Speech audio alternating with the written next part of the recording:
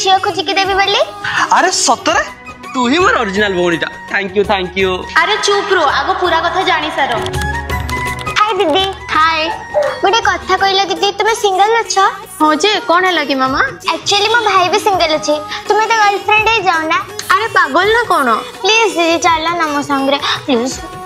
अरे अरे अरे प्लीज मानी जाओ ना आस आस। अरे अरे आसो मुझो मत अरे आसो ना। तापरे ये मते एठा को नहीं आसिला आ गोटे छुआ को ए सब करिया पई कहचो टिके लाज लागुनी तुमको?